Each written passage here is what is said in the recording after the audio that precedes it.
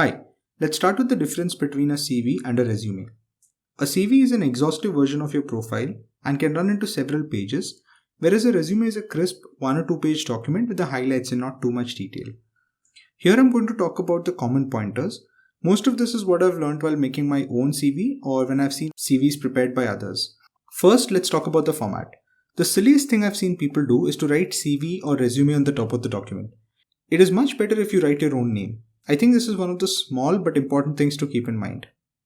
Next, the header should be education, internships, projects, extracurricular activities, and so on. Under each of these, there should be short bulleted descriptions for the particular header. The flow of the headers should bring out your strengths and achievements. Keep in mind that these descriptions should bring out the keywords that clearly state what you did. Also, if you happen to be applying using online portals, most of them use applications which parse through your CV and pick out keywords. They then compare the keywords from your CV and the keywords from the job requirements for the role which you have applied. Hence, it is important to use relevant keywords. Some other design related things to keep in mind. First, use consistent fonts. I could have made a separate video about fonts and the importance of choosing the right one, but for the scope of this video, let's just restrict the discussion to two things. First, Google for the best font pairings and use the one that you like. Second, just stick with some standard font available in Word or any other preset fonts. You could always use Google Docs for CV templates or search for them online. The important thing here is to not just use the same template that your friend uses. Take time to tailor the CV to your needs. If you have poor grades for education section, do not put it on the top.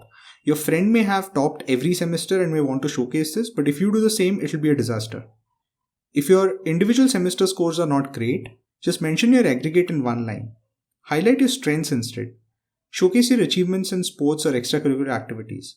All of this seems fairly basic, but most people do not put in time to make their own CV. They just copy paste into some random template. Also, if the template that you have chosen is what was earlier called a biodata, you will have fields like career objective, references, and declaration. Retaining these fields is, in my opinion, the biggest mistake when it comes to making CVs. It makes it very clear that you have very little idea about what a good CV should be. You must also be careful with the sort of personal information you put in your CV. Some people mention their complete address and phone number. One person had also mentioned the mobile numbers of his references. These mistakes could put you in the wrong spot when it comes to being professional. You would not be expected to mishandle someone's personal information in such a manner. If you are in doubt whether you should include any piece of information on your CV, just ask yourself, is this required? If I don't mention this piece of information, what will I miss out? Another header that people don't use smartly is field of interest. Firstly, this is not a mandatory section, unlike your name, education, or internships. If you are applying for a consulting role or an analytics role and you specify your field of interest as steelmaking, it raises a question that if your field of interest is steelmaking, then why would you apply for a non-technical role in the first place? Until and unless you deliberately want such a question to be asked, you should be careful with the information you put down under the section. Since companies have now started using LinkedIn or even other social media sites to assess the candidates, it's a good idea to put links or mention the user IDs of these profiles on your CV. Apart from these general pointers, you could also take a step further and try some advanced hacks to make a great looking CV. First, use a headline, something like a one-liner description of yourself. Be creative, be original, and use the headline just below your name on your CV. Another thing that you can do is try making your CV in LaTeX. I use a web-based service called ShareLaTeX.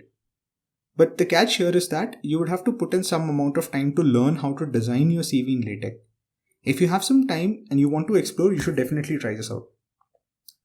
Another thing that you can do is use a Photoshop template. Search for PSD templates and use GIMP or something similar to edit them and play around to create beautiful CVs. Most of the times designers use such CVs, but of course you can try these too.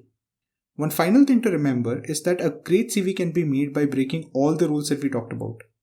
But most of the times not sticking to such basic rules ends up in a poorly formatted CV.